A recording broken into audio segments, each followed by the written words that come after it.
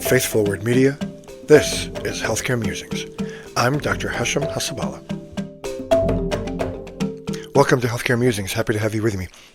All right, this is part 3 of the Sleep in the ICU series, and now we're going to zoom out and talk about healthy sleep habits for everyone, right? It's just a natural kind of extension of the Sleep in the ICU series. So, last time we talked about how we can promote better sleep for our patients in the ICU who are not necessarily intubated and on mechanical ventilation and everything like that. And then because I'm a sleep specialist, I'm board certified sleep medicine specialist, it just makes sense for me to talk about what are good sleep habits. Because again, like we talked about in the beginning, poor sleep is conducive to poor health. If you are chronically sleep deprived, it is very bad for you physically, mentally. It makes you crave simple sugars, which can lead to weight gain, which can lead to diabetes, which can lead to sleep apnea, which can lead to worsening sleep, and it's a vicious cycle. So it's really important that you get good sleep and you don't skimp on sleep. So here are some healthy sleep habits that you can incorporate to help you get as best sleep as possible. And I'll put this link in the show notes as well. Number one, first thing is you need to keep a consistent sleep schedule. If at all, now we know life is hectic. There are days where you have to stay up later for work or prepare for a family gathering or a vacation or whatever. But in general, it's very important to keep a consistent sleep schedule. Go to bed at the same time every day and get up at the same time every day. Now, the American Academy of Sleep Medicine says even on weekends or during vacations.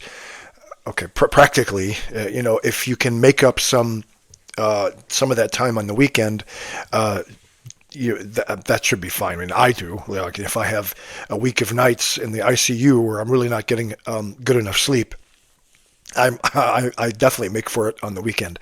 If this is a consistent habit for years and years, I can understand that that's not really a good idea. At the same time, for the most part, try to sleep at the same time and wake up at the same time, and try to get at least 7 to 8 hours of sleep. Very important. For most adults, 7 to 8 hours is the right number. There are some adults that can do fine in 6 hours. There are other adults that can't function in less than 9 hours.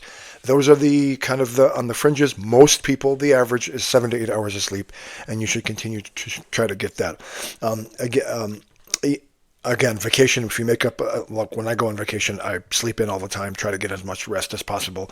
And I guess that should be okay. For the most part, have a consistent bedtime and a consistent wake-up time. The next thing, don't go to bed if you're not sleepy. In fact, I remember learning that if you are in bed, if you sleep for 8 hours, but you're in bed for 10, right, and you have choppy sleep, it's total 8 hours, but it's choppy, that's worse than having a consistent solid block of 8 hours in bed.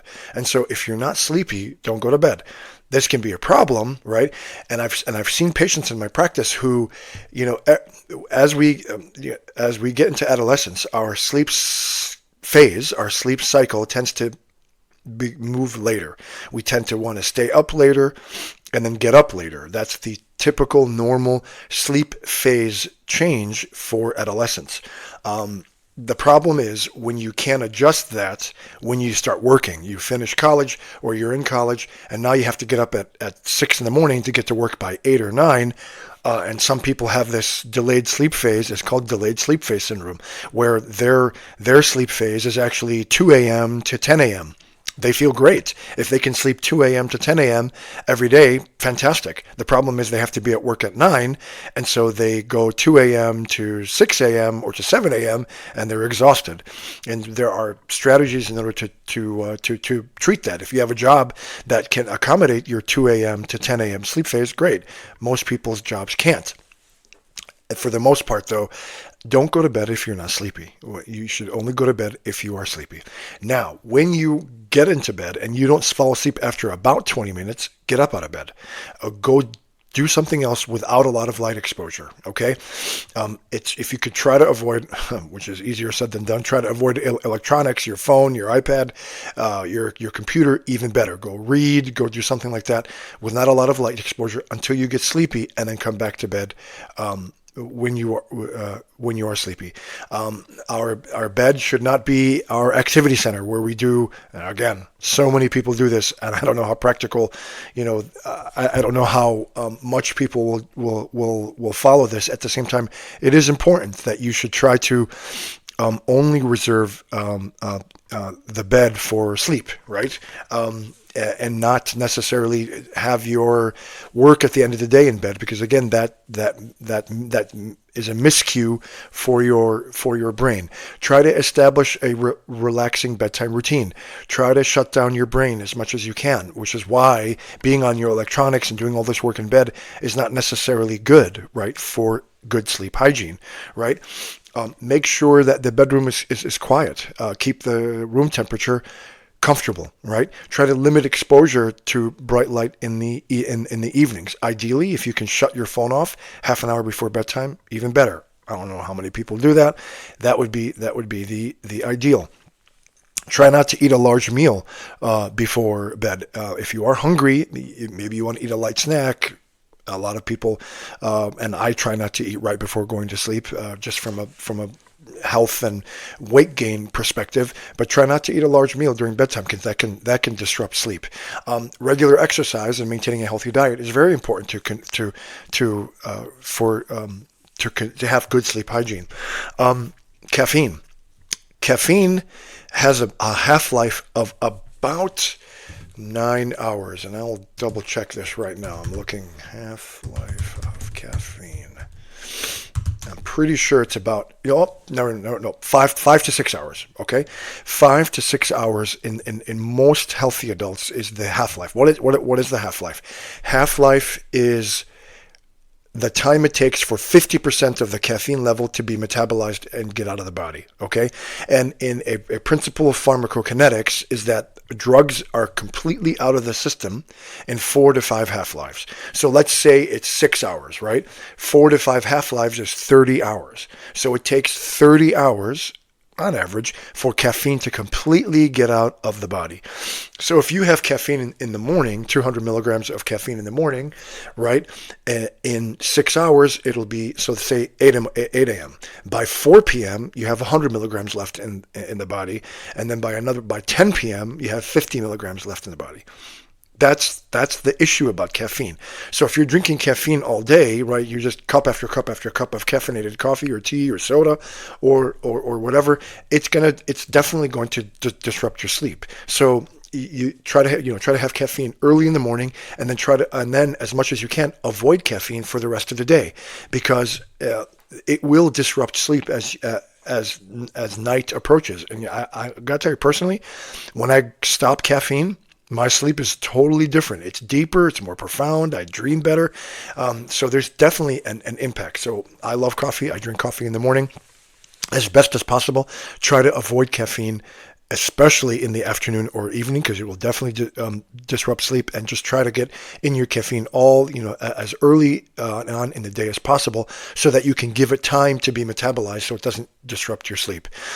Try to avoid consuming alcohol right before bedtime. Now, here's what alcohol does to sleep. Alcohol does induce slow wave sleep, and it does suppress REM sleep, the dreaming sleep. Slow wave sleep is that deep, refreshing sleep. Here's the problem. As the alcohol is metabolized, you get REM rebound. Okay? Whenever a drug suppresses REM sleep, as the drug gets metabolized, there is REM rebound. When you are sleep deprived and you sleep and you can get recovery sleep, you're going to get REM rebound. I see it all the time on people who have chronic sleep apnea, and then they go on CPAP and they finally get restful sleep. You see a huge uptick in REM rebound. The brain needs to make up the REM that it's lost. Because remember, when we talked about several episodes ago, when they REM deprived rats, they died after about 50 days. Right, so the brain needs to make up the REM sleep.